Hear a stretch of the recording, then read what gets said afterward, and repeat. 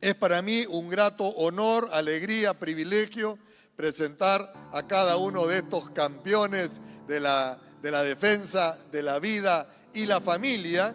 Y quisiera invitar primero al pastor Emilio Agüero de Asunción, Paraguay, un guerrero en los medios de comunicación y no solamente detrás de su púlpito, que está siempre dispuesto a dar la batalla. Gracias, pastor. Muy amable, gracias. Después también quiero invitar a un connacional que también lo conocemos en los medios de comunicaciones y en otros foros, por supuesto, al politólogo Cristian Rosas, de Perú.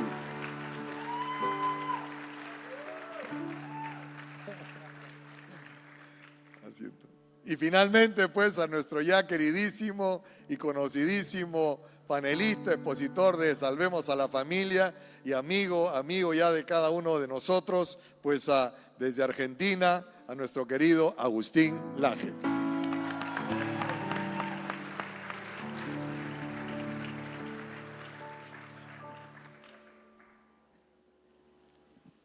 Espectacular. Muy bien, entonces, en esta primera etapa, en esta primera parte, como les digo, cada uno de nuestros panelistas va a tener 10 minutos para exponer, empezando con Agustín. ¿Cuáles crees que, o cómo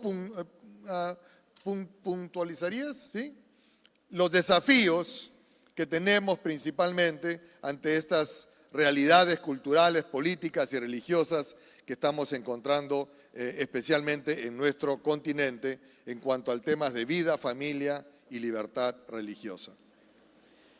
Bueno, muchas gracias por tenerme en cuenta para este panel. Yo creo que la región en este momento está sujeta a un proyecto de desestabilización continental. Lo que ha pasado con Chile, lo que ha pasado con Ecuador, el fraude en Bolivia, el regreso del populismo de izquierda en la Argentina, lo que ha pasado aquí mismo con el Congreso peruano. Ha pasado todo demasiado junto y demasiado rápido, ¿no creen? Todas estas cuestiones se han ido dando prácticamente al mismo tiempo.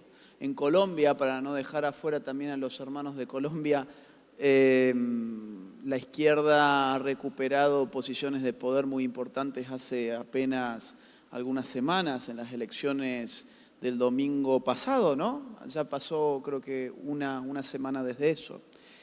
El desafío que nosotros tenemos fundamentalmente es lograr entender ese escenario. Es un escenario muy complejo, políticamente hablando. Es un escenario que está condimentado por distintos intereses, distintas fuerzas internacionales. Acá hay un pie muy fuerte de La Habana, de Caracas, del régimen de Castro, del régimen de Maduro. Posiblemente esté involucrado también China y Rusia. Y que va a hacer mella seguramente en todo lo que tiene que ver con la vida y la familia. No nos queda más que esperar que los ataques contra la vida y la familia se intensifiquen todavía más en virtud de la desestabilización que procura llevar a la izquierda populista nuevamente al poder en nuestros estados. Si no, basta con mirar México. México ya estaba siguiendo un camino en cuanto a la destrucción de la vida y de la familia que se ha acentuado muchísimo desde la victoria de López Obrador. Es impresionante cómo en México se está dando lucha con todo esto, pero no, yo veo cierta incapacidad para organizarnos, ¿no? Frente a estos ataques tan organizados, nosotros tenemos poca capacidad de organización.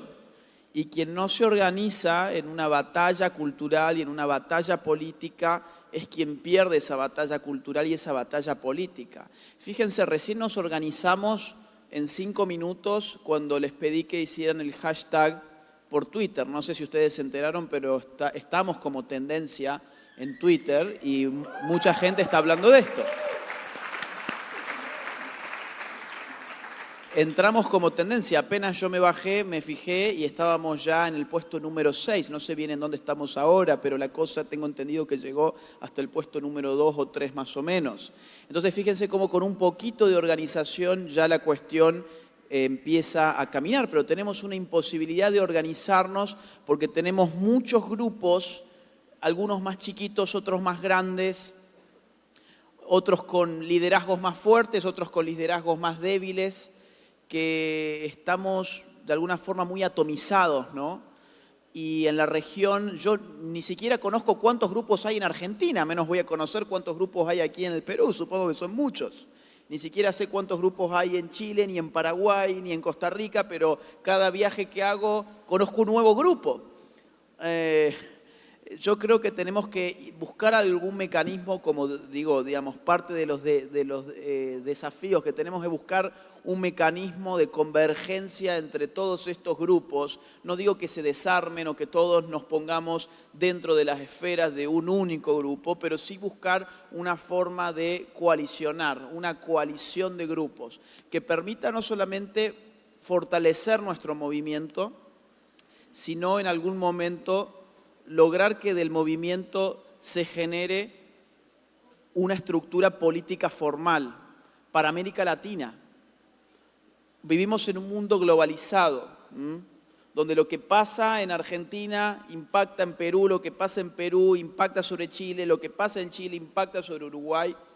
No sería muy desquiciado, pienso yo, en concebir al mediano plazo la posibilidad de una forma política continental que respalde las ideas de la libertad, la vida, la familia, la democracia real frente a este globalismo que nos intenta imponer una agenda totalmente ajena al sentir de las masas populares. Los desafíos, entonces, pueden concebirse en términos macropolíticos, como los he mencionado apenas, y a un nivel micro, los desafíos individuales de cada uno de nosotros, creo que algo ya he comentado en la conferencia reciente. Tenemos que comprometernos con la política y muchas veces nosotros pensamos que, bueno, a mí no me interesa la política y entonces deduzco que la política no se interesa en mí, lo cual evidentemente no es así. Que uno no se interese en la política a uno no lo convierte en otra cosa más que en un rehén de la política. Porque al no interesarse en la política, desde el vamos está desinteresado de la capacidad que cada uno tiene de impactar sobre esa política que le está manejando a uno la vida. Yo estoy al margen de la política, dicen por ahí algunos. No, a mí me gustan más otras cosas, yo estoy al margen de la política. El gran problema es que la política nunca puede estar al margen tuyo. Es decir, sos una persona que vive en una polis, que se rige por la política. La política impacta en todos los órdenes de tu vida y hasta que no entiendas eso, no vas a tener los incentivos para hacerte cargo de esa parte de tu humanidad que se llama política.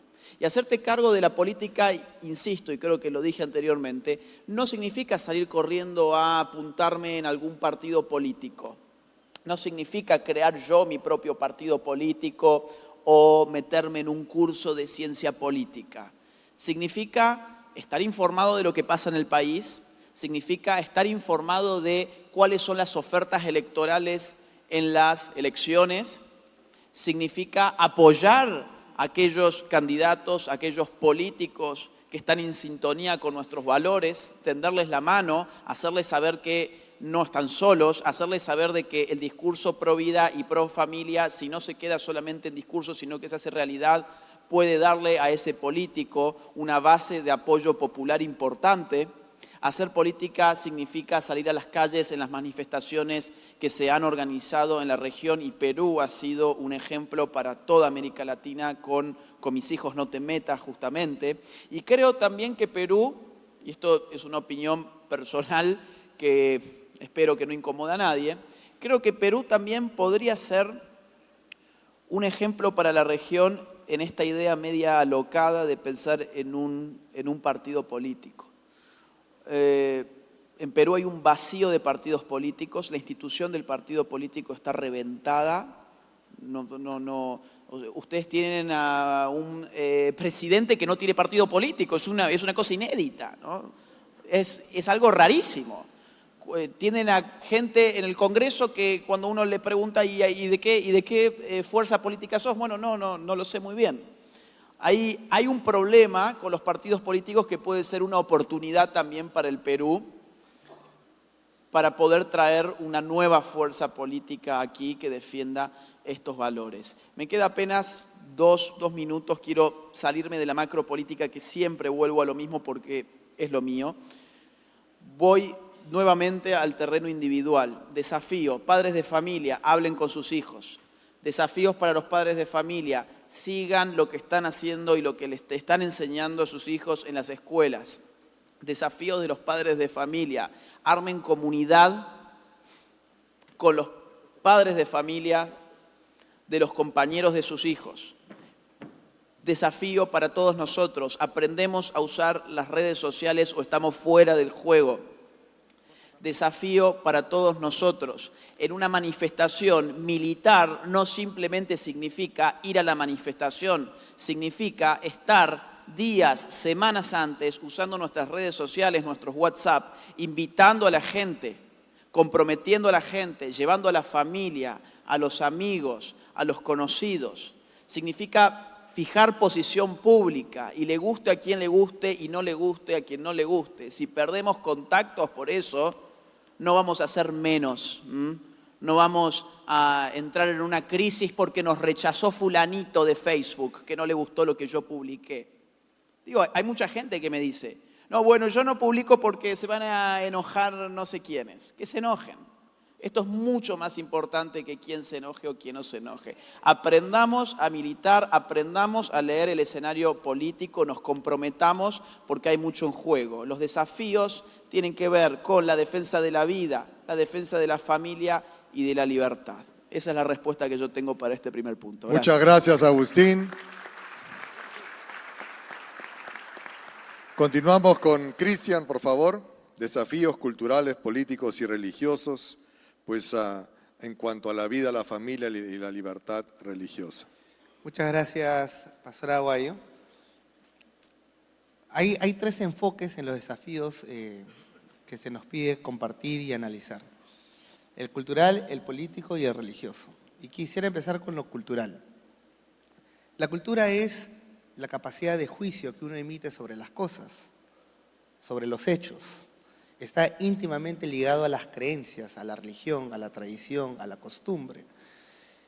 Actualmente el desafío principal es que los formadores de estas corrientes o tendencias o opiniones son los medios de comunicación masivos que expresan una opinión publicada que no necesariamente es la misma que la opinión pública. Y es necesario contrarrestarlo en todas las medidas posibles, iniciando desde las redes sociales. Finalmente, la cultura es lo que da la legitimidad a la ley, o lo que lo vuelve a la ley ilegítima. Se habla mucho del marxismo cultural, de Antonio Gramsci, sobre la importancia de la revolución cultural para implantar el marxismo como sistema. Pero si nosotros evaluamos antes, inclusive vemos un ejemplo claro, productivo y realmente ejemplar, en el caso de Inglaterra, cuando William Wilberforce, el joven diputado, inicia la batalla para abolir el comercio de esclavos, que le dura más de 26 años, y que finalmente se encuentra con una mujer, Hannah More, una dramaturga, una novelista inglesa, que le explica que lo más importante que dar la batalla política es dar la batalla cultural. Ella se encargaba de escribir las novelas y los ensayos que se actuaban en el teatro inglés y le comenzó a dar un rostro humano a los esclavos. Era la historia de un niño separado de su madre, que las noches pensaba en su madre y le escribía una carta, y la madre esclavizada oraba también por su hijo, y comenzó a darle un rostro humano que finalmente terminó sensibilizando a la población y convirtió el hecho de la esclavitud en algo no deseado. Su famosa frase era convertir lo bueno de moda. Y eso es algo fundamental para la iglesia, para los cristianos, para los ciudadanos de bien, que quieren preservar y conservar un juicio que se fundamente en una moral correcta, absoluta, lo bueno y lo malo, y no una moral relativa. Y esto solamente es posible mediante el ejercicio y la expresión pública y privada, individual como colectiva, de parte de la verdadera opinión pública, que no necesariamente va a coincidir con la opinión publicada.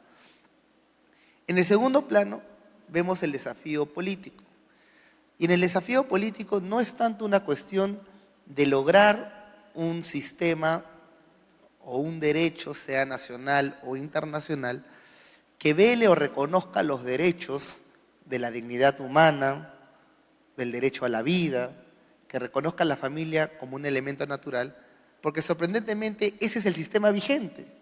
El sistema vigente, el preámbulo de la Declaración Universal de los Derechos Humanos, que el año pasado cumplió 70 años, la Convención Americana sobre Derechos Humanos, la Constitución Política del Perú, claramente pone en su preámbulo la importancia de la dignidad humana.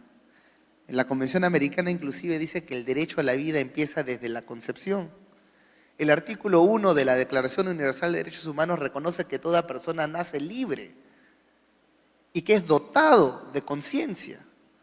En otras palabras, el sistema vigente, tanto internacional como nacional, es un sistema que explícitamente reconoce, defiende y rescata aquellos derechos naturales. Se emplean términos como el derecho inalienable, que viene de la tradición anglosajona, de los americanos y los ingleses, que significa que son derechos que no provienen del Estado y que el Estado tampoco te los puede quitar. Entonces la pregunta es, no estamos luchando para abolir un sistema y poner unas nuevas leyes. Realmente estamos luchando para que la letra escrita resucite, porque está muerta. Está escrita en nuestra Constitución, está escrita en la Convención Americana de Derechos Humanos, está claramente escrita en la Declaración de los Derechos Humanos. Sin embargo, ahora existe toda una maquinaria de burócratas, de oficiales o personajes, magistrados y jueces, que a pesar de la claridad con la cual está escrita el derecho nacional o internacional, se rehúsan a aplicarlo. Y existe más bien una corriente que intenta vaciar de contenido y de identidad al sistema vigente. Entonces, por más que la Convención Americana diga el derecho a la vida empieza en la concepción, entonces los países, y eso que es un pacto, ¿no?, deciden abstenerse de ese artículo. Por más que con claridad el derecho internacional y nacional no define a la familia, porque no es una creación humana, sino reconoce a la familia como un elemento natural, por más que esté escrito, les resbala olímpicamente y lo interpretan de otra forma, introduciendo doctrinas jurídicas sobre la convención viviente que evoluciona progresivamente.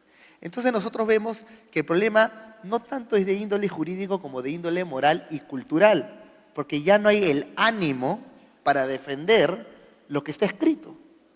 Y no hay ánimo, ni hay voluntad, ni hay interés, porque se ha olvidado valorizar por qué es que está escrito como lo está. ¿Por qué es que los derechos humanos protegen al humano de los excesos del Estado? ¿Por qué es que el derecho ahora es del individuo? Y esto nos lleva a la tercera parte del análisis, que son los desafíos religiosos.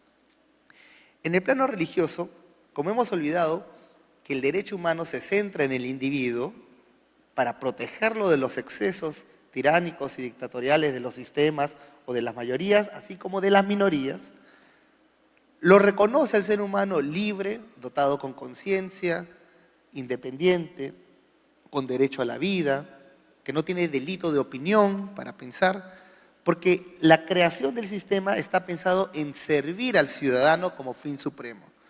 Así lo dice claramente nuestra Constitución. El Estado se justifica porque está al servicio del ciudadano.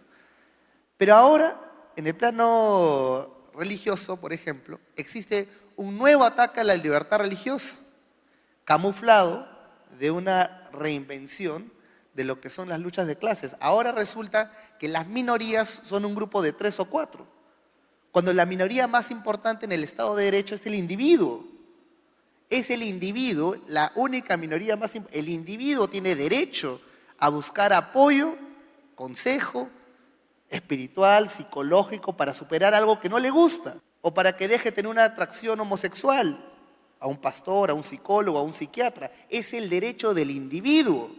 Pero como el enfoque ha cambiado, ahora se pretende acusar que los pastores, los psicólogos, los psiquiatras están prohibidos de dar terapias para superar o modificar las atracciones sexuales no deseadas, como si el derecho fuera del Estado, de la Iglesia o de los psicólogos. Y el derecho no es ni del Estado, ni de la Iglesia, ni de los psicólogos. El derecho es del individuo a buscar ayuda y nadie se lo puede impedir. Entonces, hay una afrenta contra la libertad religiosa que se distingue de la libertad de conciencia por su fin. En la libertad de conciencia uno puede decir, yo objeto, porque no creo así, no pienso así, no creo así. Pero en la cuestión de la libertad religiosa te permite organizarte colectivamente para preservar una fe. Eso implica tener fondos para construir un templo, para ser autosostenible. Aún esto hoy está siendo atacado como si fuera crimen organizado o como si fuera lavado de activos. En el caso del Perú, por ejemplo, tenemos a muchas iglesias, denominaciones, que marcharon en conjunto con el colectivo Con Mis Hijos No Te Metas. Entre ellas hay denominaciones gigantes, con miles de miembros, que se reúnen todos los domingos. Está claro que es una iglesia existente, real. Sin embargo, la Fiscalía del Perú lo acusa de lavado de activos y pretende investigar a estas iglesias como que si no tuvieran el derecho los individuos de asociarse libremente, de forma colectiva, a aportar los fondos para tener sus templos y construir y tener su canal, su televisión, sus carros, como mejor consideren. Pero este nuevo ataque a la libertad religiosa lo camuflan como si fuera un interés de velar por parte del Estado por una administración apropiada de los recursos, como que si el derecho a la libertad religiosa tendría que ser aprobado por el Estado. Y nada más lejos que eso. Los ciudadanos somos libres desde que nacemos porque así Dios nos hizo libres. Es un derecho natural. Y tenemos que defender este derecho de estos ataques que son ahora los nuevos desafíos de este tiempo. Muchas gracias, Cristian.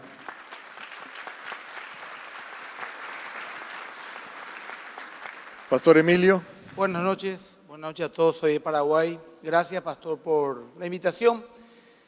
Yo creo que mirando el diccionario, ¿verdad? El desafío, ¿qué significa desafío? Me encantó el tema. Dice, enfrentar a las opiniones de otras personas y medir fuerzas con un sistema. Eso es desafío. Medir fuerzas contra un sistema. Y yo quiero alentarlo un poco diciéndole que no está pasando nada que sea más difícil de lo que la iglesia ya haya enfrentado en siglos atrás o en otras épocas. Nada. No está pasando que sea más difícil de lo que ya ha vivido la iglesia y nuestros antepasados. De hecho, Jesucristo dijo que cielo y tierra pasarán, pero mi palabra no pasará. Y me estuve acordando de una conversación con nada más y nada menos que el emperador Napoleón con el cardenal Consalvi. Allá a principios del siglo XIX, Napoleón, muy enojado con la iglesia, le cita al cardenal Consalvi y le dice, destruiré la iglesia. Y le dice Consalvi, no podrá. Insiste Napoleón, la destruiré. Y Consalvi le dice, no podrá, emperador. ¿Por qué? Le pregunta a Napoleón. Y le dice Consalvi, nosotros ya lo hemos intentado y no hemos podido. Sí, y aunque se refiere al catolicismo, la iglesia en general es indestructible. Ni aunque nosotros mismos tratemos de destruirla, menos los que están afuera. Eso es en primer lugar. Y yo quiero alentar a todos los que están peleando esta batalla desde la plataforma de la fe, para decirles que nuestro manual de fe y conducta, la Biblia, termina diciendo que vencimos. Por eso es imposible que perdamos. Eso no significa que nos tenemos que relajar y dejar que las cosas sucedan delante de nuestros ojos, sino que tenemos que actuar, ¿verdad? Yo creo que del libro de Daniel podemos quitar muchos principios, porque dice que los que conocen a su Dios se esforzarán y actuarán, dice Daniel capítulo 10. Los que conocen a su Dios se esforzarán y actuarán, pero los pusilánimes serán seducidos por el maligno, dice el libro de Daniel. Y ese es justamente el desafío que yo creo que la iglesia tiene, el evangelismo. Yo creo que es muy importante todo lo que Agustín y también Cristian han dicho. Estoy seguro que hay cristianos que tienen una vocación política, hay cristianos que tienen un llamado de liderazgo fuera de la iglesia, otros dentro de la iglesia, exclusivamente como por ejemplo los pastores. Pero más allá de eso, tenemos que entender que la palabra de Dios tiene una capacidad que no tiene ninguna otra cosa. Tiene la capacidad de blindar el corazón, la mente, la conciencia de un individuo al punto tal que lo hace nueva criatura, otra especie, literalmente. Los argumentos son muy importantes, hay que tenerlos, voy a hablar de eso dentro de un rato, pero podría venir un argumento que supere el que actualmente tenemos y nos convenza de otra cosa. Pero cuando la palabra de Dios ha arraigado nuestro corazón y hemos conocido a Dios, ya no hay argumento que vale, porque pregunto yo, ¿qué argumento puede estar por encima que la del de Dios? No hay ni uno. Ahora, si realmente nosotros creemos que nuestro mensaje es real de la palabra de Dios, nada es más importante que difundirla. Y creo yo que como iglesia, la mayor fuerza, el arma más poderosa que tenemos es la palabra de Dios. Ustedes conocen el histórico enfrentamiento entre Jesús y el maligno en el desierto de Judea, los 40 días, y cuando llega el momento de confrontar a Jesús, hay una conversación muy interesante. Es como que haya venido el padrino del duelo trayendo las armas, y por un lado está Jesús, por el otro lado está el maligno, y le dice, escoja qué arma va a usar, al maligno primero. Y ahí encuentra todas las armas, los argumentos, todo lo que podía usar, el que usó contra Adán, contra Eva. Pero él dijo, voy a elegir el arma más poderosa, y eligió la palabra de Dios. Y luego Jesús dijo, yo también elijo esa arma, y ahí empieza, escrito está, boom, la primera bomba atómica. Del otro lado, escrito está también, boom. Y si los dos seres más poderosos del universo, Dios mismo y Satanás, usaron la Biblia, qué mejor herramienta que tener la Biblia, 31.184 versículos, la palabra de Dios para darla al mundo. La Biblia dice que Dios hizo los cielos y la tierra con su boca. Abrió su boca y salieron las constelaciones, las galaxias, todo lo que hay. Y la Biblia tiene la respuesta para todas las áreas del ser humano. No lo digo yo. Si lo dijese yo quedaría en la anécdota. Te voy a nombrar uno, puedo nombrar muchos más. John Stott. John Stott era un pastor anglicano, murió hace poquito, a los 91 años. Fue elegido uno de los 100 hombres más influyentes del siglo XX por la revista Times. 20 años capellán de la reina. Escribió más de 40 y pico de libros. Un monstruo, un verdadero apóstol de nuestra época moderna. Y él dijo algo muy interesante. Dijo, la Biblia tiene respuesta para todas las áreas de la vida de una persona. Desde el qué comer, cómo manejar nuestras emociones, su economía, sus relaciones, la educación de sus hijos, la ecología y todos los temas actuales, cómo manejar una empresa y su liderazgo. La Biblia tiene la respuesta y es completa en sí misma. Y lo dijo un hombre que fue entre los 7.300 millones de habitantes de todo el mundo, elegido uno de los 100 más influyentes del siglo XX. Se puede. Ahora, lo que Dios espera de nosotros es que seamos dignos de entenderla, vivirla y predicarla. Y cuando una persona oye la palabra de Dios y la cree, se convierte. Y difícilmente acepte algo que vaya contra la palabra de Dios. Incluso los ateos, Richard Dawkins y otros más, jinetes del ateísmo moderno, decían que hasta creen que la Biblia, la palabra de Dios, es un virus. Así lo definió, que cuando entra en la mente de alguien ya lo bloquea totalmente para toda la vida. Y aunque él lo dice de mala manera, yo lo tomo de buena manera. Es la palabra de Dios que vive y reina para siempre. Y una vez que toca a sus hijos ya no cambia más nada, absolutamente nada, porque es Dios mismo quien nos convenció. Ahora, para hablarlo de manera bien práctica, yo quisiera que los pastores en nuestros púlpitos tenemos que usar la palabra de Dios. Enseñar a nuestra palabra. Dice el Salmo 119, el salmo más largo de la Biblia, el Salmo 176, versículo, dice que la exposición de tu palabra alumbra y hace entender al simple. Eso dice la Biblia.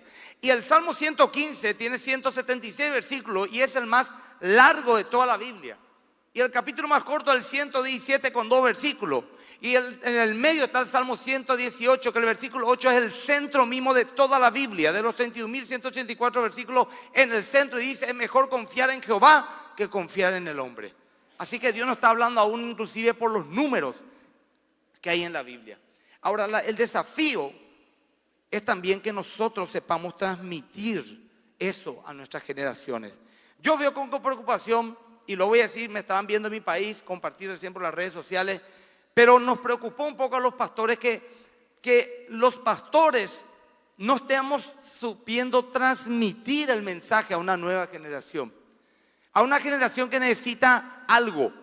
Bájame al día a día la Biblia, te piden los jóvenes. ¿Cómo a mí me puede servir hoy la Biblia? Y aunque la Biblia es un libro espiritual que habla de la salvación y es nuestra mayor y máximo anhelo, la salvación de nuestras almas, la Biblia tiene todas las herramientas para hablar de todos estos temas. Es más, en los debates que me ha tocado ir en mi país, he tenido la bendición de ir a varios debates en programas seculares, en canales seculares, 4 contra 1, 5 contra 1, 7 contra 1, como dijo hoy Agustín, es muy interesante. Me dijo una vez un publicista: no te vaya mal los debates en la tele. ¿Por qué? Porque te ponen 7 contra 1, 5 contra 1, pero no hay problema. Le digo, yo tengo argumentos y lo puedo debatir. Me dijo: no, pero es un tema de imagen, nuevamente la imagen. ¿Sabe qué te quieren hacer ver? Como que todo el mundo está bien y nuevamente un religioso podrido, retrógrado, el único perdido que está en contra de todo esto. Pero ¿sabe que yo entendí también, hablando de imagen, que la gente siempre se pone al lado del más vulnerable? Y cuando ven 7 LGTBIQ, y hasta donde vayas, contra un solo hombre, de manera instintiva la gente se pone hacia el lado del que está solo. Y si ese que está solo y es poco, voy a hablar de eso en mi siguiente ponencia, está preparado, aún puede ser mucho más poderoso la influencia que podamos tener como minoría. Gracias. Muchas gracias, Emilio. Espectacular. Ya sabemos pues estos desafíos. Recuerde, usted no puede estar al margen de la política. Usted tiene que entender que hay una libertad y una dignidad intrínseca en cada ser humano y que tenemos que ponerle rostro humano a los diferentes desafíos que tenemos, y por supuesto siempre desde la palabra de Dios, que salga nuestros argumentos, desde la palabra de Dios, que salga nuestra moral, desde las Escrituras, que salga ese pensamiento, que lo podamos llevar de manera sabia en los diferentes fueros en que nos encontramos. Una cosa es detrás del púlpito, otra cosa es en un programa de televisión, y otra también muy distinta es en una Cámara del Congreso. Amén. Muy bien, no se olviden del hashtag, si me lo vuelven a poner, vamos a seguir recibiendo las preguntas, y en esta segunda parte cada uno de nuestros panelistas va a tener 15 minutos para reflexionar en cuanto a nuestras responsabilidades ante estas realidades culturales, políticas y religiosas que nos estamos enfrentando en cuanto a la temática de vida, familia y libertad religiosa. Así que Agustín tiene 15 minutos. Bueno, voy a empezar por el plano religioso, que no lo he tocado recién y no es un plano en el cual yo me suela referir en términos de fe, sino en términos de análisis políticos, que es lo que yo hago. Voy a contarles 2 anécdotas, una de la iglesia evangélica y una de la iglesia católica. Ustedes saben que hace poco tuve un evento muy importante en cuanto a la convocatoria, un evento lleno en serio, o sea, digamos, estábamos hablando de 5.000 personas.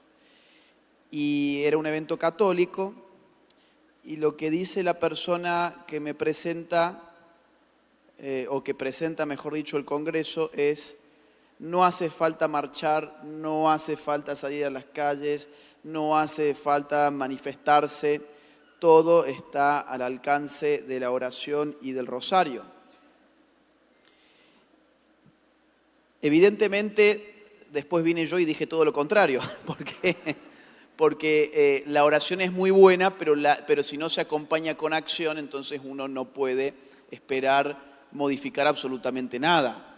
La oración es genial, pero la acción tiene que estar también presente. Y lo cierto es que nosotros tenemos muchas veces líderes religiosos, en este caso eran católicos, que desmovilizan a la gente. En vez de movilizarla, los desmovilizan, porque en definitiva el mensaje era: anda a misa el domingo, rezate un rosario por día y entonces vas a estar salvando la vida en América Latina de las leyes abortistas y de la industria de la muerte. Y evidentemente eso no está pasando porque la industria de la muerte cada vez avanza más en nuestra región.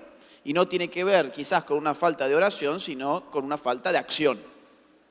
La segunda anécdota tiene que ver con la iglesia evangélica, o con una, porque yo sé que hay muchas. Ustedes saben que esto fue en Bolivia. Era un programa de radio conducido por un pastor. Fue la entrevista más difícil que tuve en mi vida.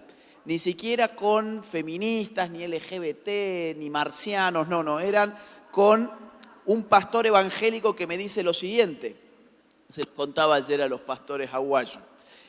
Me dicen en vivo, al aire: pero vos en verdad no estás yendo contra los planes de Dios y contra lo que está escrito, porque nosotros estamos viviendo el fin del mundo en este momento. Y entonces vos estás demorando el fin del mundo y estás por lo tanto obstruyendo los planes de Dios que culminan en el fin del mundo con las conferencias que estás dando, queriendo que la gente se movilice. No, acá simplemente hay que encerrarse de alguna forma entre los que estamos buscando la salvación y salvarnos a nosotros mismos, de alguna manera. No tuve ninguna respuesta, por eso yo les digo que fue realmente el mejor argumento que se me dio. Está bien que me metieron en un terreno en el cual yo sé poco y nada, pero creo que las dos anécdotas ilustran la falta de responsabilidad, ya que estamos hablando de responsabilidad, la falta de responsabilidad de muchos líderes de iglesias, sean católicas, sean evangélicas, en cuanto a los temas que nos convocan hoy y que son los temas urgentes de nuestra región. Y es lamentable, porque el cristianismo como tal, comprendiendo dentro de él las diversas iglesias, las diversas manifestaciones, coinciden en la defensa de la vida y de la familia, además de en un montón de otras cosas, como para prescindir o como para mirar para otro lado cuando estos temas urgen. Entonces, una responsabilidad en el marco de la religión cabe a los líderes religiosos en cuanto al compromiso en la formación de, diríamos, los católicos, los laicos, acá se diría los fieles, en cuanto a que este es un tema urgente. Y no solamente tomar conciencia de que es un tema urgente, sino hacer todo lo posible para brindar argumentos, que es lo que se está haciendo en este Congreso. Es decir, una manifestación de la responsabilidad que ha de tener la religión la estamos mirando hoy acá.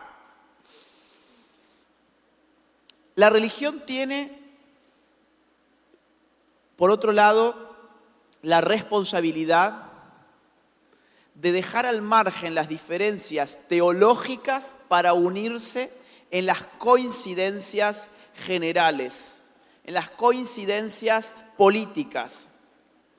Tenemos que dejar de lado las diferencias teológicas y esas diferencias pueden ser importantes en cuanto a la elección de ir a una iglesia o ir a otra o cumplir con un cierto rito o cumplir con otro cierto rito. Pero no nos pueden encontrar las manifestaciones públicas separados a los católicos, a los evangélicos e incluso, me animo a decir, a los ateos.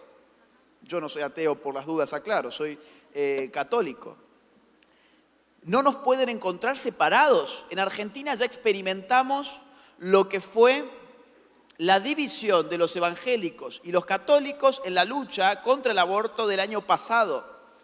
Claro, porque hubo una manifestación donde se hizo junta, digamos, todos estábamos juntos, pero lo habíamos dicho sin imágenes religiosas y un grupo llevó una imagen de la Virgen y entonces los evangélicos se ofendieron porque era sin imágenes religiosas. Y entonces la próxima gran convocatoria, los evangélicos por su lado en el Obelisco, los católicos por su lado en Luján, en la provincia de Buenos Aires.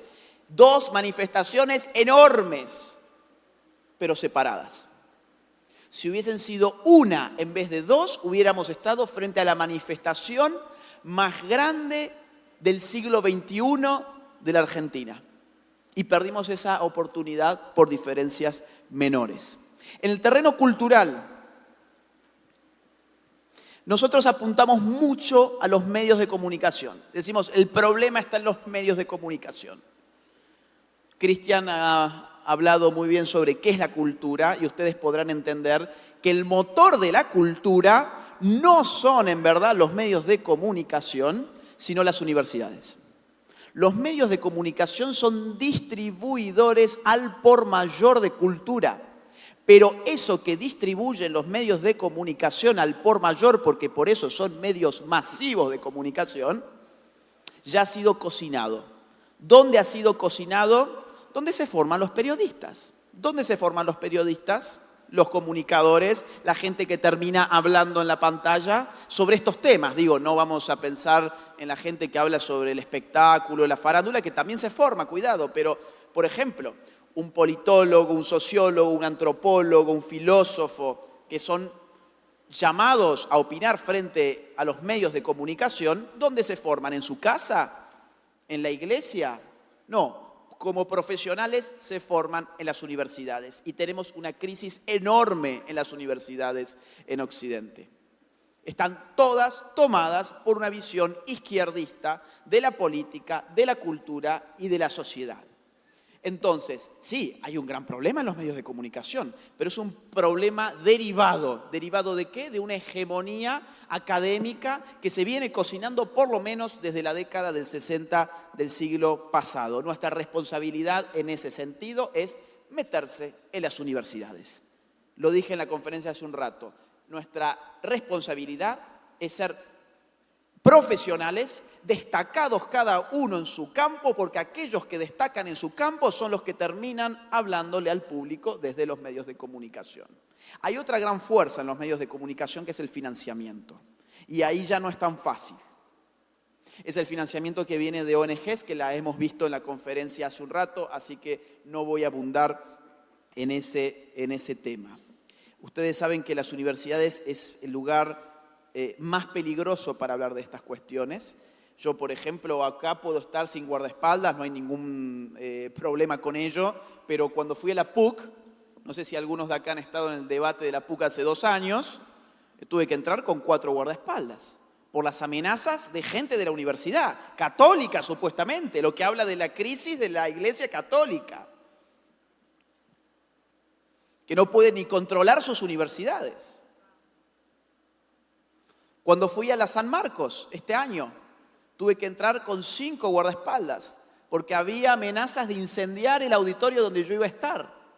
Y fue curioso porque tenía una horda feminista llena de cólera y quienes se enfrentaron a esa horda fueron un colectivo transexual de alguna forma que está militando en contra de la ideología de género porque se han visto engañados por la ideología de género. Y fue una cosa peliculesca, ¿no? O sea, venías a las feministas y al frente parados los transexuales en favor nuestro. Ahí hay una gran responsabilidad, ¿eh? No confundir al sujeto homosexual o al sujeto transexual con la ideología de género. No confundir a la mujer con el feminismo. Ni el feminismo representa a todas las mujeres, ni el lobby LGBT representa a todos los homosexuales.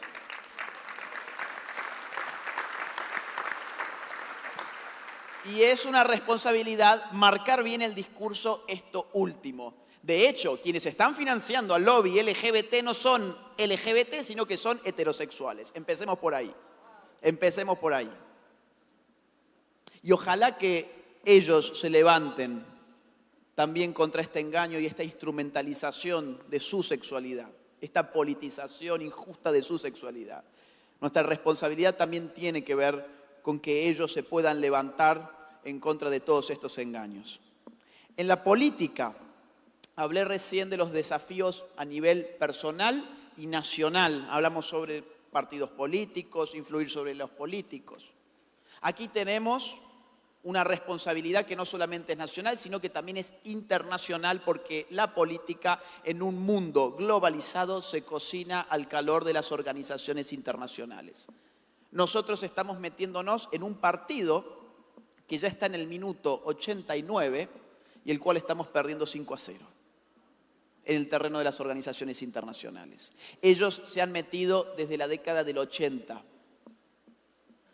Investiguen lo que han sido las conferencias de la mujer en la ONU.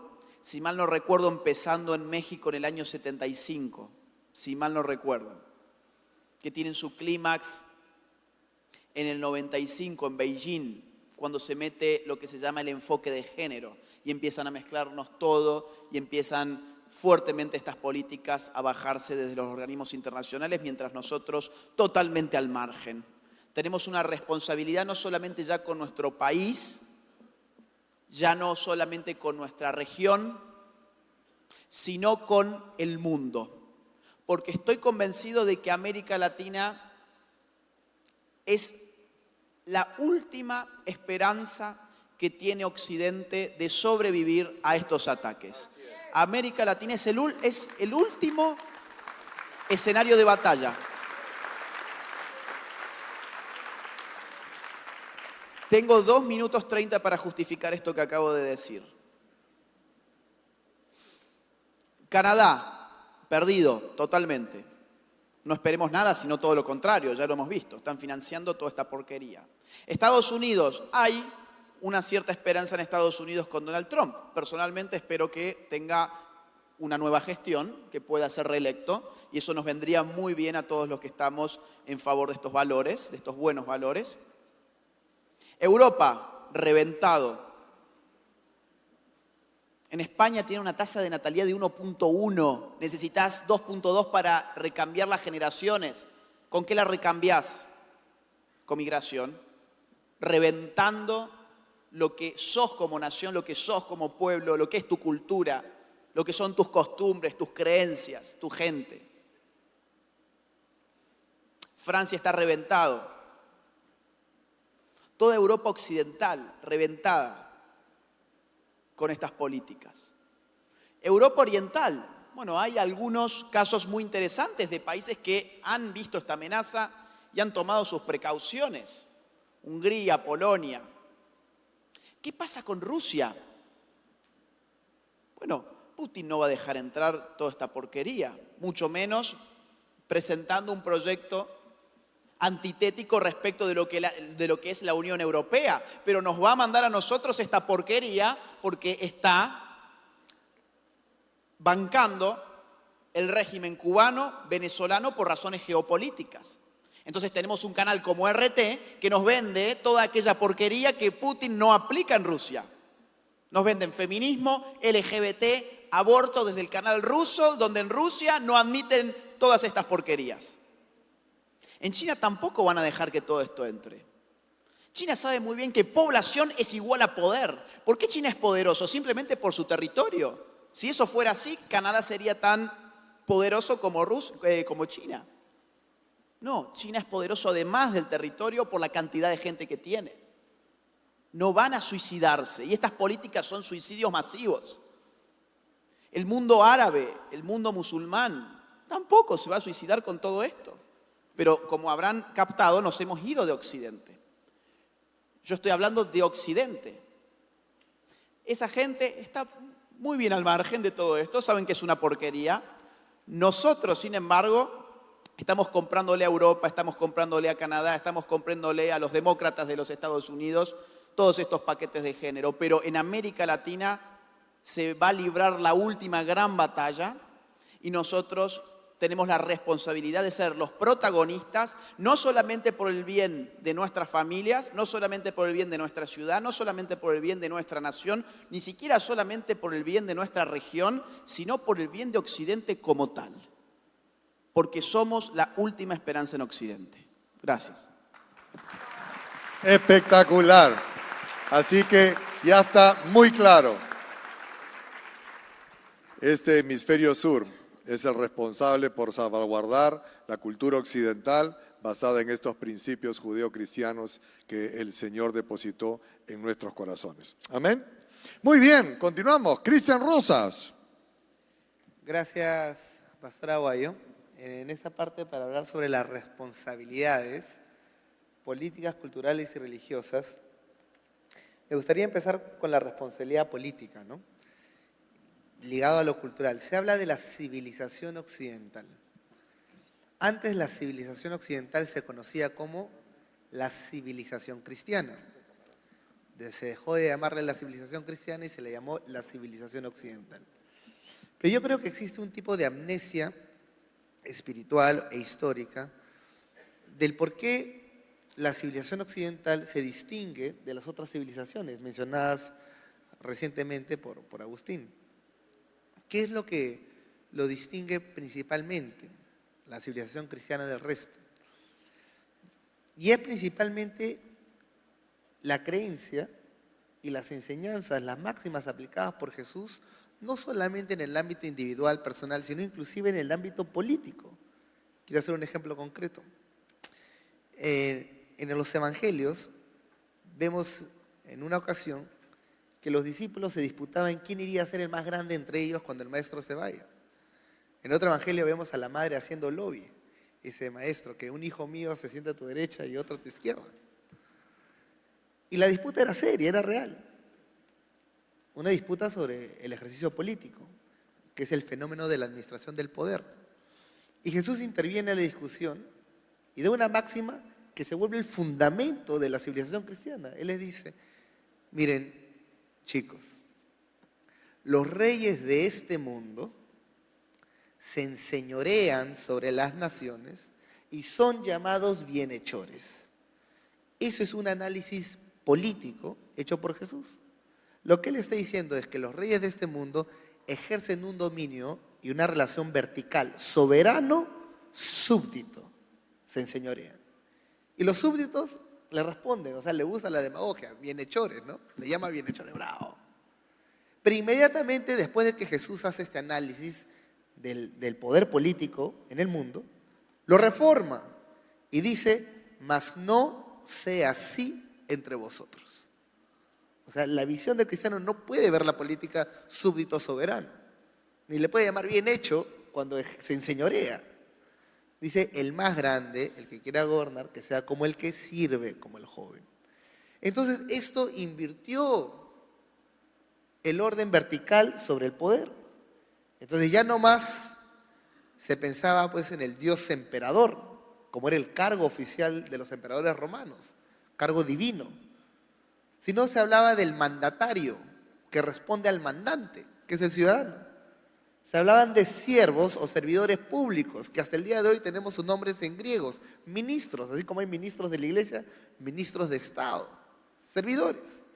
Entonces lo que distingue la civilización cristiana u occidental es que, inspirados en la máxima de Cristo, ya no más buscamos enseñorearnos el uno sobre el otro, sino que comprendemos que la máxima grandeza del poder consiste en servir al prójimo.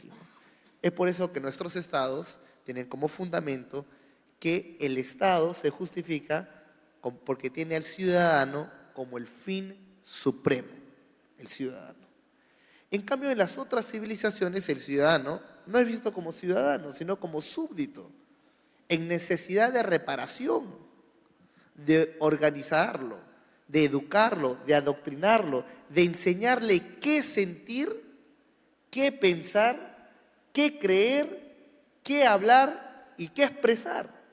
En otras palabras, es el síndrome en el cual los emperadores o los gobernantes o los presidentes o los reyes se sienten con derecho a intervenir en los asuntos privados e íntimos de la población. Entonces, la civilización cristiana tiene un fundamento metafísico. Y este fundamento metafísico se ancla en que cada persona humana tiene ciertos derechos naturales que son inalienables, que no provienen del Estado, ni el Estado te los puede quitar. Y que el Estado existe para servir al ciudadano. ¿Y cuál era antes la explicación o la exclama que usábamos los cristianos para distinguirlo? Decíamos que solamente hay un Cristo, no hay otro más. Y no es el César el Cristo, solamente es Jesús. O sea, solamente había uno quien merecía toda nuestra mente, emoción, corazón, fuerzas. No el hombre terrenal. Esto entonces generó un cambio contundente en esta parte de la civilización, donde se honraban aquellas libertades que nos eran naturales y por lo tanto se buscó preservar esas libertades, protegiendo al ciudadano y dándole derechos al ciudadano para que pueda expresar lo que cree con libertad, para que pueda expresar su opinión, errada o no, porque trata de anclarse en un estándar superior a la de los hombres. Pero cuando sufrimos esta amnesia cultural sobre los fundamentos metafísicos, entramos en una situación incómoda y también difícil de por qué justificar que, por ejemplo, hay derecho a la vida. Unos pueden decir, hay derecho a la vida, y otros pueden decir, no, hay derecho a la elección a matarlo.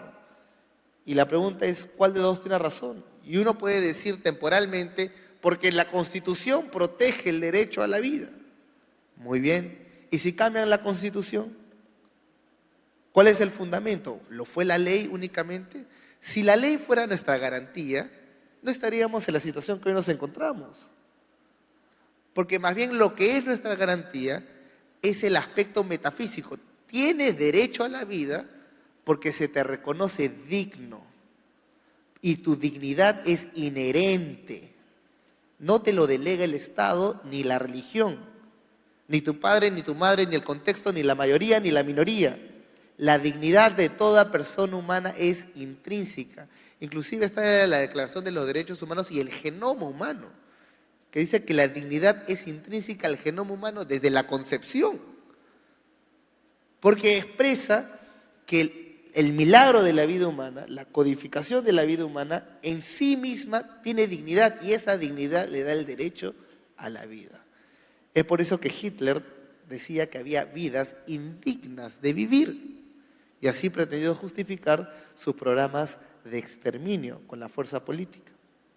Entonces es necesario no solamente que nos preparemos en el sentido político, en el sentido histórico, sino sobre todo en el ánimo, en el sentido moral, para poder expresar con claridad la verdad y poder reforzar los cimientos de la civilización cristiana y la civilización occidental. Recordemos nomás hace poco, en el siglo pasado, el emperador Akihito de Japón, por ejemplo, tenía a cargo de Dios emperador. O sea, después de las 2 bombas nucleares recién renuncia al cargo de Dios. Pero hasta ese instante ningún japonés iba a rendir porque estaba peleando por una convicción religiosa. Tuvo que renunciar al cargo de Dios para que después su rendición fuera creíble. O sea, en otras palabras, se tuvo que mortalizar, hacerse humano. Y hoy se levanta una vez más el mismo espíritu de un falso Cristo, un falso Salvador, un anticristo, que pretende decirle al ciudadano, al pastor, al joven, que no puede opinar de cierta forma porque es un delito de odio. Como que si el corazón de Agustín Laje fuera propiedad estatal. Le dice al pastor que no puede predicar contra la homosexualidad como que si su fe fuera un asunto de Estado y no un asunto íntimo. Y el gobernante esté a su servicio para velar que nadie intervenga con su derecho natural e inherente a expresar lo que cree con libertad. Entonces, lo que realmente estamos viviendo es que la gran estructura de la civilización occidental, la civilización cristiana, está siendo vaciado de su espíritu, de su contenido, de su esencia, de su valor metafísico, porque el silencio ha sido el principal aliado de que se introduzca una nueva visión que cuestiona esas estructuras que nos dan las libertades o que protegen nuestras libertades, porque nos lo da el Creador o es por naturaleza, nacemos libres. Entonces yo creo que vale la pena recordar no solamente las lecciones históricas, sino inclusive aquellas bíblicas, y acá concuerdo con el pastor Emilio Agüero, porque la Biblia está el ejemplo para todas las preguntas y todas las respuestas. Vemos claros ejemplos como Shadrach, Mesach y Abednego, delante de Nabucodonosor, convocados porque no se postraban a adorar a la estatua que había construido, le responden diciendo, no tenemos por qué darte razón de esto. Increíble. Son los precursores de la objeción de conciencia, la libertad religiosa. Le están diciendo en otras palabras que esto es cuestión no de Estado, es cuestión íntima. Y la pregunta es, ¿cuántos ahora, más bien cuando decimos algo, la prensa, la fiscalía, los políticos nos exige y uno se preocupa inclusive en defenderse, en argumentarlo? Es que tanto nos hemos dejado amoldar por este mundo. Entonces, ¿qué se debe hacer? Debemos ejercer nuestra personalidad acorde a la justicia que es verdadera y es veraz a la vez, no acorde a estas nuevas leyes que desconocen toda la herencia del cristianismo en la política que nos garantiza el respeto a esa libertad.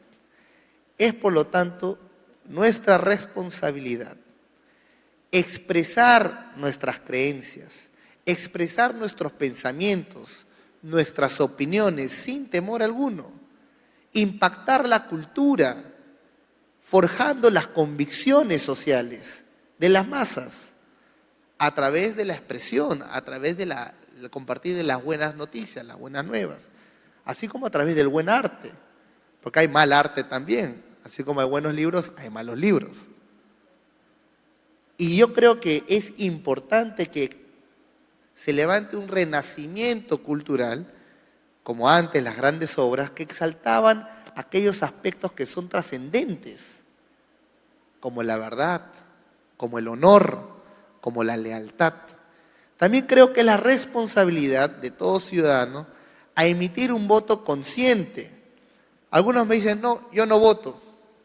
Otros dicen, yo voto viciado. Otros dicen, yo voto en blanco. Bueno, ese es un voto también. El no votar, el desinteresarse, es una posición y una postura política. Y en el plano religioso, que creo que es el denominador común con los que estamos acá en la sala, porque profesamos a Cristo, aún más. En Apocalipsis dice que tampoco los cobardes heredarán el reino de los cielos. Por lo tanto, no tenemos que ser tímidos, porque en nosotros hay un espíritu de poder, de amor y de dominio propio. Y no podemos avergonzarnos de proclamar a tiempo y afuera de tiempo, nos escuchen o no nos escuchen, y con denuedo. Termino con este ejemplo, ¿no? Pedro y Juan una vez fueron convocados al Congreso. En esa época era el Sanedrín. Y los tratan de intimidar el Congreso, los amenazan para que dejen de hablar en nombre de Jesús. Inteligentemente Pedro y Juan habían convocado al colectivo, también estaba afuera la gente marchando, haciendo presión. Y le dan la palabra en el pleno Congreso. Y después de haberles, digamos, discutido y amenazado para que dejen de hablar en nombre de Jesucristo, ellos responden de la misma forma que hoy nos toca responder. Y dice así: no podemos callar de lo que hemos visto, ni tampoco de lo que hemos oído. Juzguen ustedes si más vale obedecer al hombre antes que a Dios. Y seguían predicando con denuedo. Por lo tanto, con un Estado que reconozca o no reconozca, con una ley a favor o inclusive con una ley en contra, nosotros felizmente estamos sujetos a otro mandato superior. Y por lo tanto no nos podemos dejar ni siquiera intimidar por una ley, de la misma forma que no fue intimidado Daniel. Por eso nosotros tenemos que vivir nuestra fe, nuestra convicción que tenemos en el Señor de forma viva, verdadera y eficaz. Este es el tiempo para los adoradores en espíritu, en ánimo y en verdad. Muchas gracias. Muy bien, muchas gracias. Grandes desafíos, pero también grandes responsabilidades que tenemos, pues de generar desde el hemisferio sur este renacimiento cultural para que los preceptos judeocristianos de nuestra cultura occidental queden prevaleciendo en medio de este mundo y especialmente para las siguientes generaciones. Extraordinario. Muchísimas gracias, caballeros.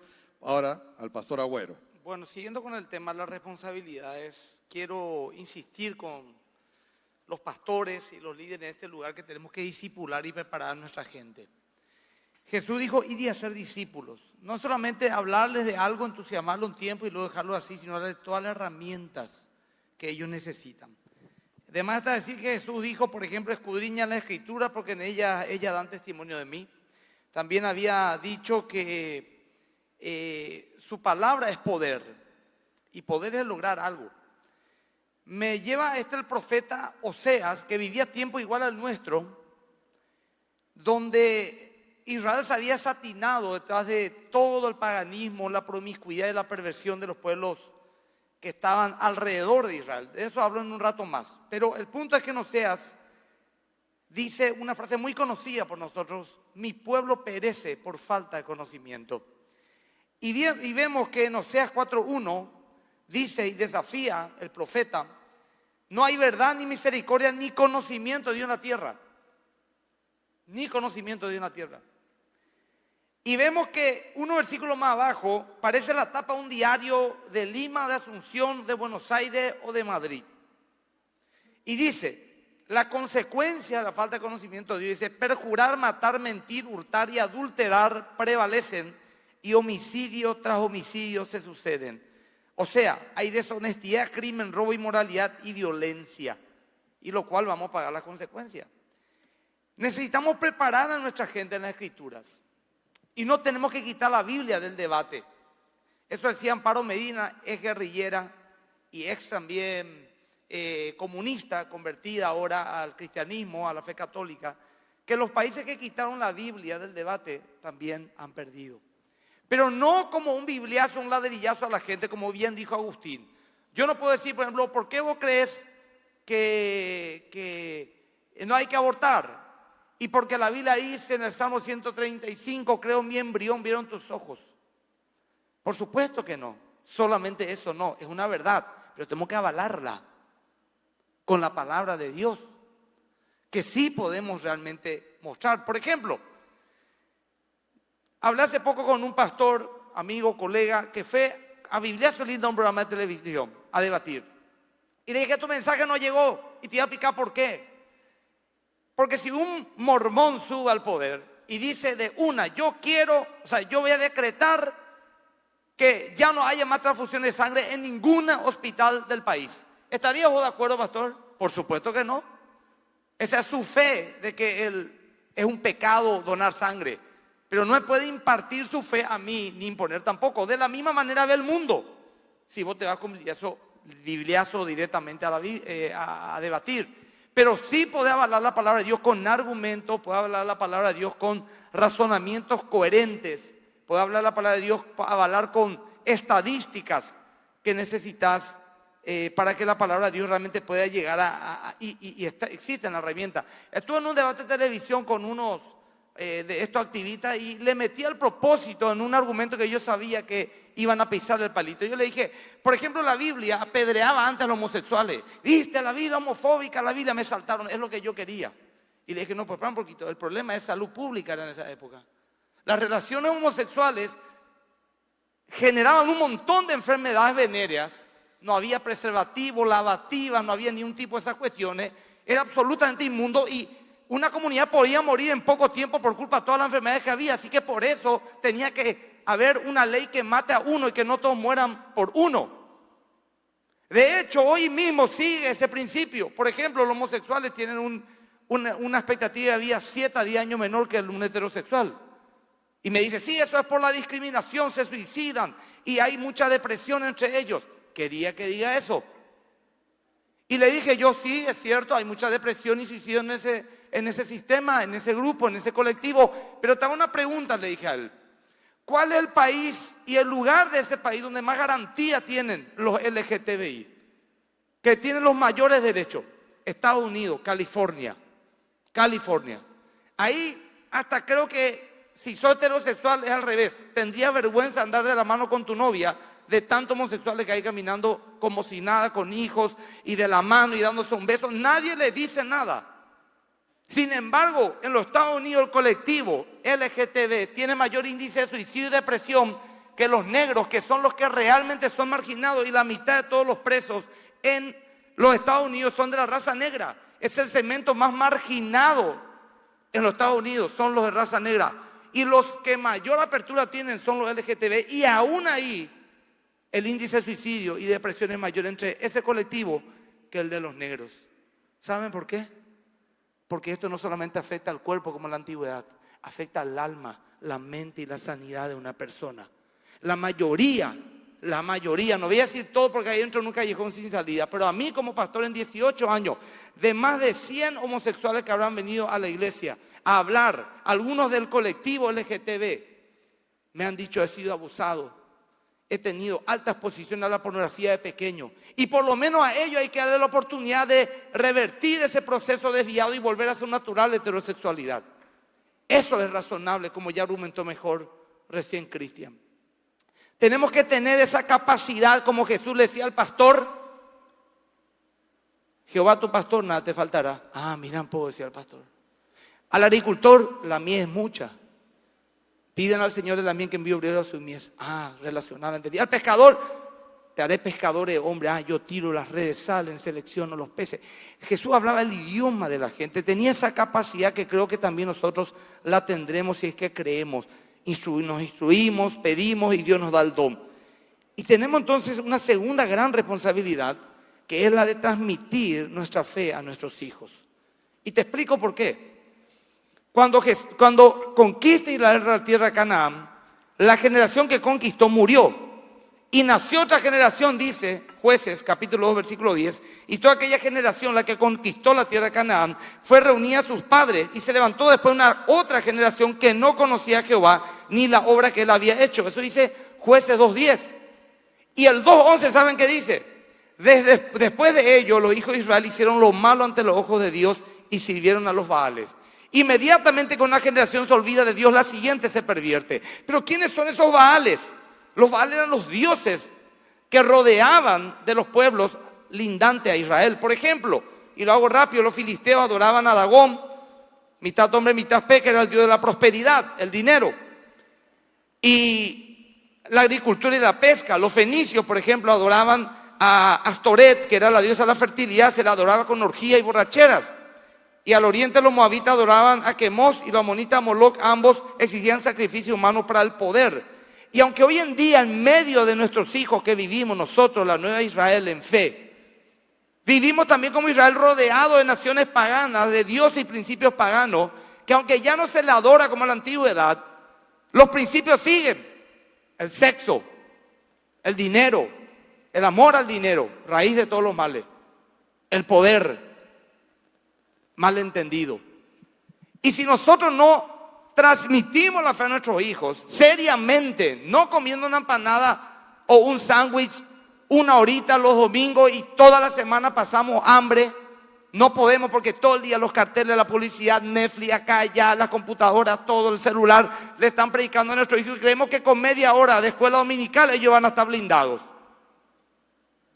Necesitamos transmitir a nuestros hijos porque ellas son las generaciones que quedarán y están rodeados de esos Baales. Y esto es un Baal, indudablemente. Ahora, no te desanimes porque somos pocos. Te voy a decir por qué. En una defensa que hizo un cristiano que se animó a solventar la Biblia con argumentos sólidos, en el año 1934, J.D. Ulwin publicó un libro llamado Sexo y Cultura, porque él quería defender la monogamia y la castidad como un estilo de vida coherente y de progreso. La castidad, el hombre y la mujer se casan, si es posible vírgenes, y se mantienen fieles uno al otro el resto de su vida. Y él demostró en ese libro que el autocontrol sexual en las sociedades que lo tenían progresaban. Por ejemplo, 100 sociedades que estudió Ulwin encontró que las sociedades que tenían más cultura, más talento en el arte, la ciencia, la arquitectura, la tecnología, eran superior cuando había dominio y la energía sexual era controlada, había orden moral. Y me dicen a mí, pero espera un ratito, Europa no tiene nada de moralidad bíblica, sin embargo ellos dominan el mundo, la mayor tecnología está en Europa, la cultura está en Europa. Espera un ratito, ellos están descansando en los 500 años de la Reforma Protestante y esto tiene 30 años. Espera que vamos a ver dentro de 100 años cómo termina esta sociedad. Ellos están disfrutando de lo que los creyentes serios, de los hombres y mujeres de trabajo moralmente bíblicos, los hugonotes, los calvinistas, los arminianos, los luteranos, los menonitas, fundaron realmente en esas naciones. Ellos están disfrutando de la coherencia de sus padres. Esto tiene 30, 40 años. Esperemos que va a pasar dentro de 50 si es que continúa. Y de hecho va a caer. Si Cristo no viene pronto y si las profecías bíblicas no se cumplen en este tiempo, que para mí tiene que estar el escenario hecho, pero vamos a suponer que no, esto va a caer. Porque es antinatural. Así como el comunismo es antinatural y cayó por su propio peso, no sin antes matar millones y millones de personas. Porque no todos somos iguales, no todos trabajamos de la misma manera, no todos tenemos las mismas ambiciones. Hay alguien siempre que es más que el otro, no puede igualarla, todo es antinatural. Así también esto es antinatural y va a tener que caer. El problema es el daño que hace. Y con respecto a lo que le dijo al querido amigo Agustín, aquel pastor de Bolivia, él se olvida, el pastor de Bolivia, que nosotros somos sal y luz. Y la luz nos alumbra, pero la sal es la función no de sazonar, sino la sal tenía la función de refrenar la podredumbre. Moría el pescado, se le ponía la sal para que no se pudra. Y voy yo como iglesia, lo que Jesús decía era refrenen la podredumbre. Y cada vez que hay un hashtag que está ahí en primero, ahí en Training Topic, en Twitter, Salvamos a la Familia, sale una ley a favor de la familia o se levanta un ministerio como los pastores Aguayo y muchos más. ¿Sabes qué estamos haciendo? Refrenando la podredumbre. Y esa es la función que vos y yo tenemos que hacer. Ahora, me dijo el pastor de España que son 1% en España. Paraguay somos 3% de cristianos. Según este estudio, y decía claramente él, con un estudio científico en el año 1996, Robert Belknap, de la Universidad de California, Berkeley, había dicho que, en su libro y ensayo Hábito del Corazón, de que un 2% de una sociedad, 2%, puede cambiar en un lapso de 25 años la visión completa de una sociedad si trabaja bien. 2%.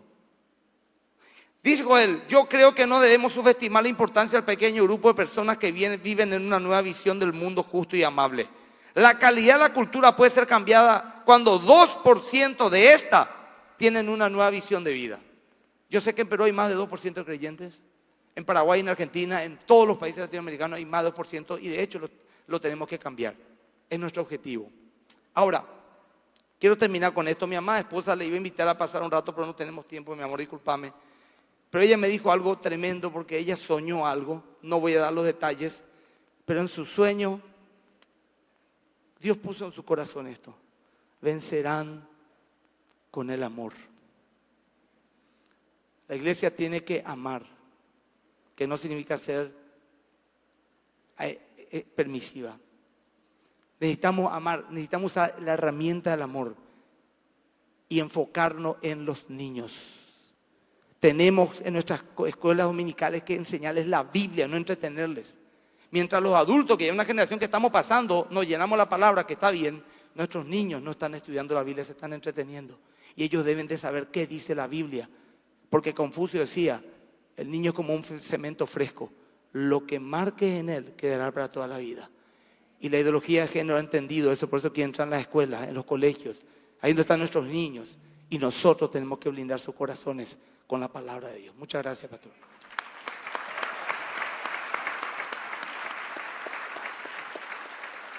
Espectacular.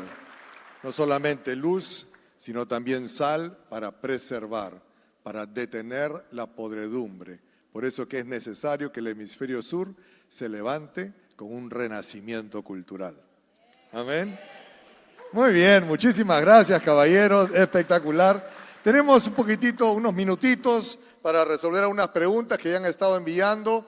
Una vez más, de repente pueden poner el WhatsApp ahí. Tenemos algunas preguntas, obviamente no vamos a poder responder todas, pero sí van a quedar en nuestro registro y a partir de la próxima semana pueden visitar la página de Salvemos a la Familia o también la aplicación de Salvemos a la Familia de su celular, y ahí vamos a ir respondiendo en las diferentes preguntas que a los panelistas se las vamos a hacer llegar más adelante. Pero la primera de ellas es acerca, y se la voy a lanzar a los tres, y aquellos de ustedes que quieran comentar o quieran responderla, pues con toda libertad lo pueden hacer.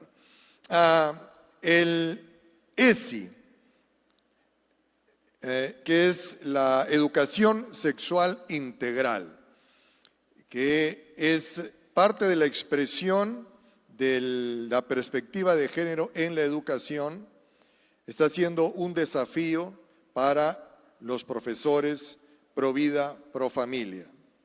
¿Qué les recomendaría a estos profesores a hacer?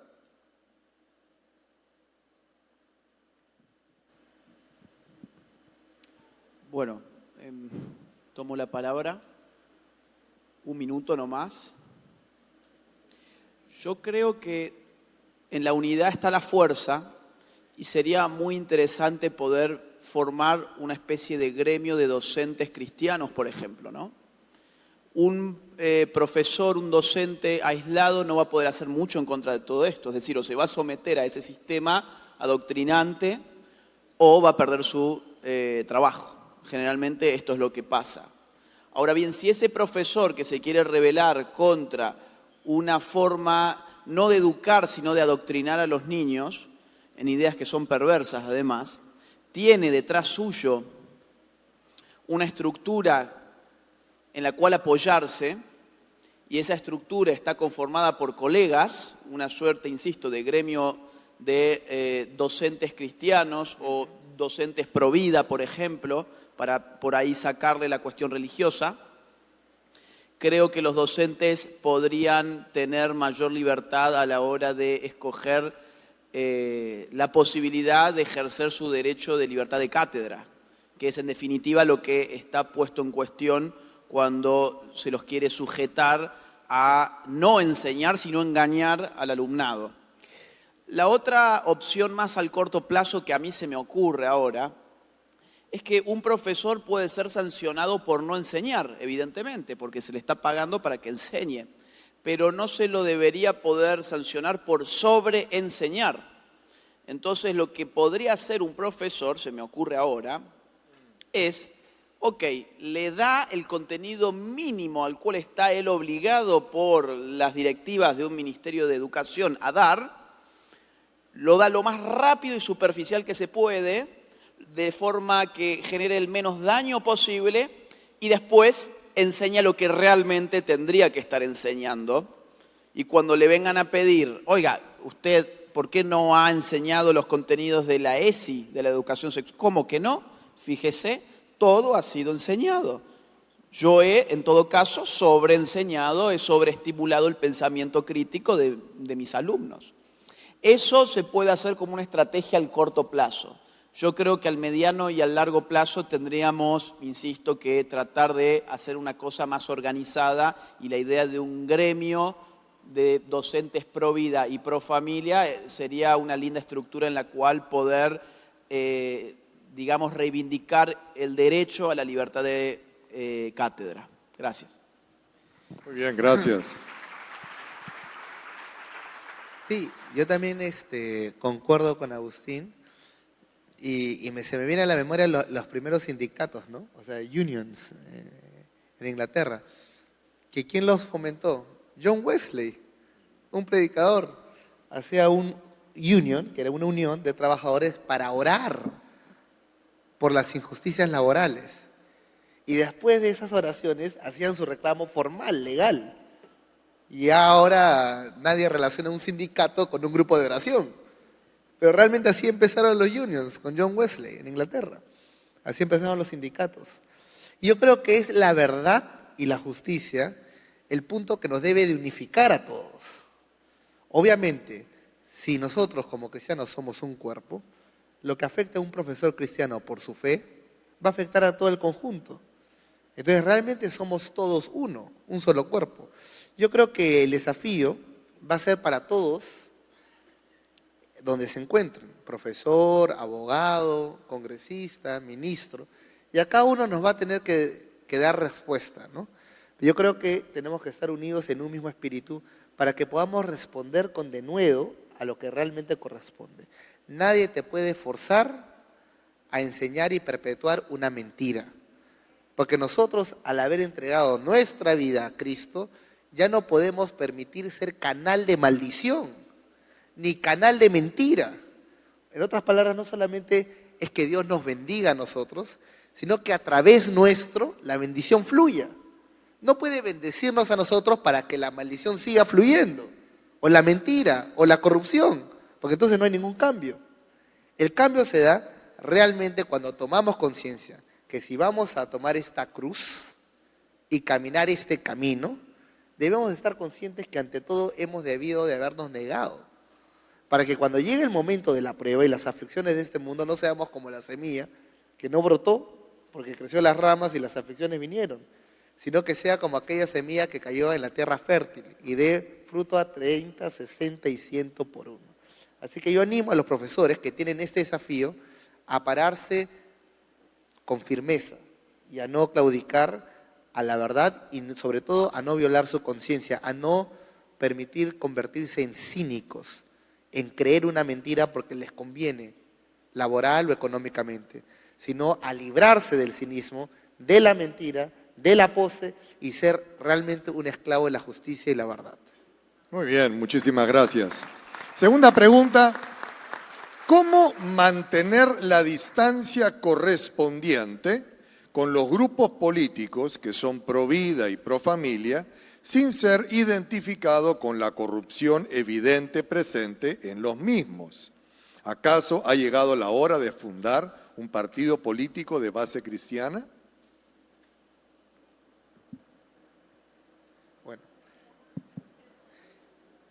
Nosotros como cristianos nos debemos a la justicia, no a las personas, no a los partidos, no a los congresistas. Nos debemos a aquella verdad que nos antecede y nos trasciende y va más allá de nosotros. Nos debemos a aquella verdad que es eterna. Y buscamos y oramos tratar de persuadir a las personas, persuadir a los directores, persuadir a los profesores, persuadir a los ministros de Estado, persuadir a los congresistas de distintos partidos políticos que se pongan del lado correcto, del lado de la verdad, del lado de la justicia. Y cuando lo hacen a buena hora, apoyar y respaldar. Ahora, llegamos a un punto histórico donde ya se han empleado estas tácticas y digamos en el caso del Perú en particular, funcionó muy bien, se logró una coalición y fue cerrado el Congreso. Y quizás sí, es un gran desafío el formar un partido político que tenga estas convicciones. Y esto va a ser un acto de madurez de las personas, porque no es que en el Perú no hayan personas dispuestas a defender la verdad. Lo hay y ha quedado demostrado de Tumbes hasta Tacna, costa, sierra y selva, en más de una ocasión. Y que sea lo que nos mueva este pensamiento en la defensa de la verdad y la justicia. Y esto implica también defender aquellos herencias o legados que Cristo dejó para el plano de la justicia, como el debido proceso, como la presunción de la inocencia. ¿Por qué? Porque inclusive cuando Roma se cristianiza y hace su reflexión de que habían matado a Dios hecho carne, ¿qué concluyen? Que nunca más se sentenciará a una persona a muerte sin la prueba de su culpabilidad. Y de ahí nace la presunción de la inocencia. También concluyeron pensando que nunca más se llevará un proceso sumario sin las garantías. Todos tienen derecho a un debido proceso, ya no más por la presión popular. Y estos son aspectos que nosotros también defendemos porque es parte del legado del Señor. La justicia se tiene que consumar, por supuesto, pero no en venganza y no fuera de los parámetros. Es ahí la importancia de reflexionar por qué el derecho cumple una función. Porque el derecho es una garantía de toda persona. No todas las acusaciones siempre van a ser genuinas o reales. Y precisamente para preservar el cuidado de la persona es que el derecho es una garantía. Hay una reflexión breve nomás de Tomás Moro, un inglés, también en el siglo XVII, donde le preguntan y le dice, él le discute a un chico que le decía, pero ¿por qué no lo agarras a este corrupto, criminal? ¿Por qué no lo encarcelas? Y Tomás Moro le responde, porque no voy a saltar el cerco de la justicia para cumplir mi objetivo. O sea, el fin no justifica los medios. Y dice así, tú saltarías la cerca de la ley para atrapar al mismo diablo. Pero ¿qué pasa si después el diablo se da la vuelta? ¿Dónde te vas a esconder? Entonces, aún el derecho es una garantía para protegerse del enemigo. Y eso es el desafío de poder desarrollarnos dentro de estos parámetros, que muchas veces no va a ser comprendido, pero es necesario respetar el debido proceso y el Estado de Derecho. Muy bien, muy claro. Gracias, Cristian. Esta pregunta va dirigida directamente al pastor, así que, bueno, dicen los pastores, pero como yo soy el moderador, entonces solamente le queda al pastor, que está sentado. Ciertamente escuchamos, Agustín, la importancia de estar en esta batalla política. Quisiera saber qué opina el pastor que está en el foro. Sobre el tema de entrar en lo... La importancia de estar en esta batalla política.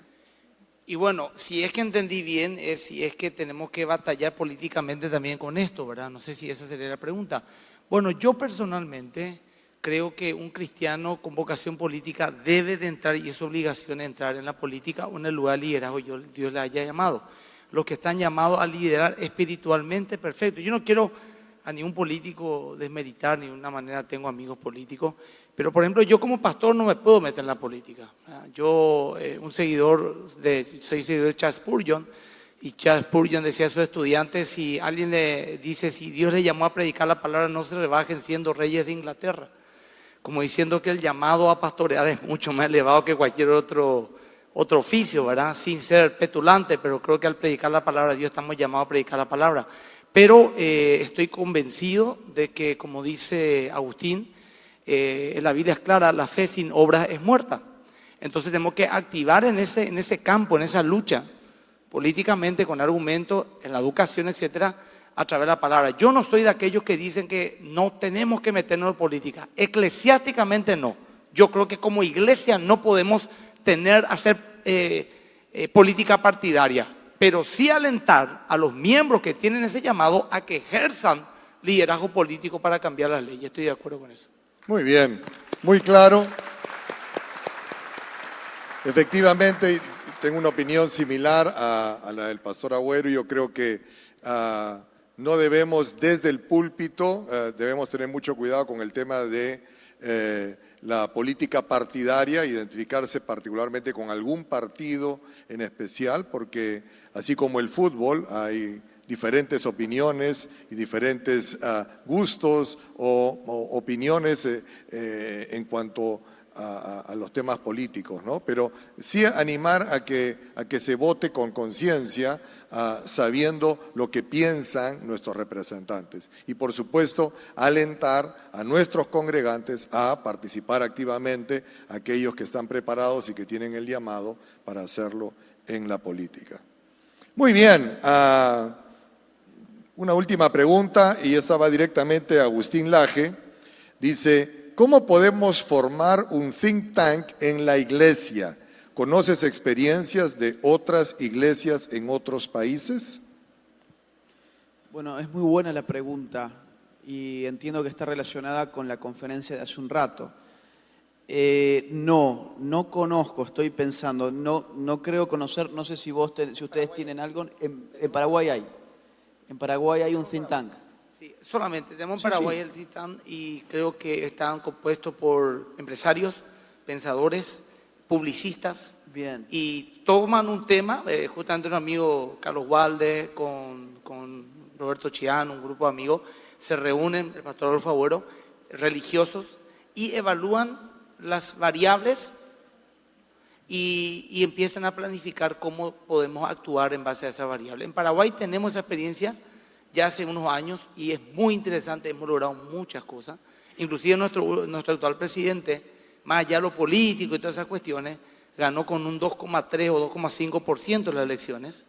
Y la iglesia, a través de ese tanque de pensamiento, dijeron, vamos a poner yo voto vida y familia, porque el presidente actual, ese era su cartel. Y ganó 2,5%, un poquito más tal vez, hasta ni 3 no que llegó.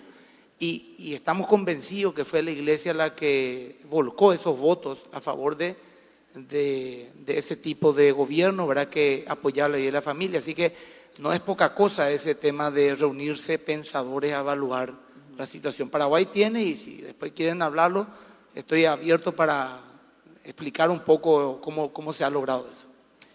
Muy bien. ¿Algo más, Agustín? Sí, sí. Los think tanks, digamos, a grandes rasgos hay de dos tipos. Los think tanks difusores y los think tanks productores. El think tank difusor, digamos, se encarga de recopilar lo que ya está dando vueltas y le da una interpretación y un cauce específico. Elabora ideas, argumentos, y es muy importante que esto exista. Pero en general, ese tipo de think tank es más sencillo de llevar adelante que el think tank que produce los datos que son la materia prima de las ideas. Porque el think tank que produce precisa de profesionales de las ciencias sociales.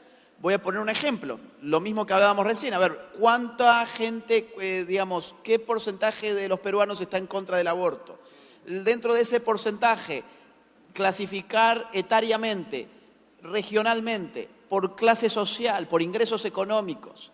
Tenemos un montón de variables que nosotros tendríamos que conocer perfectamente, pero esa es una labor de un profesional de las ciencias sociales. Entonces, un think tank productor va de la mano con un think tank difusor, pero el difusor necesita del que produce los datos.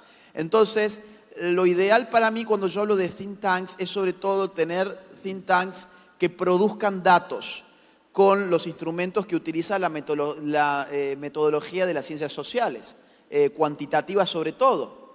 Entonces, para eso hay que tener una estructura estable con sociólogos, con politólogos, quizás con antropólogos, pero sobre todo con estos dos, y que estén generando los datos que van a ser la materia prima para nosotros, para los argumentos que después se canalizan por los difusores. ¿Esto cómo se hace? Y uno necesita un presupuesto, necesita dignificar a la persona que va a estar allí ocupándose de llevar adelante todas estas investigaciones. No podemos seleccionar a alguien, bueno, mira, él sabe algo de hacer encuestas, entonces él hace en su casa. No. Las encuestas necesitan una rigurosidad metodológica, un muestreo estadístico profesional, hay técnicas propias de las ciencias sociales que los conocen los expertos en la materia. Hay que conseguir gente de ese tipo que comulgue con nuestros valores, porque no podemos estar teniendo adentro de nuestras casas al enemigo, y llevar adelante este tipo de labores con estos expertos en el marco de un think tank. Eso para mí es imprescindible para nuestros países. Hace falta de forma urgente y yo ese tipo de think tank no conozco todavía que exista. Muy bien, muchísimas gracias. Vamos a darle un fuerte aplauso a nuestros panelistas, por favor.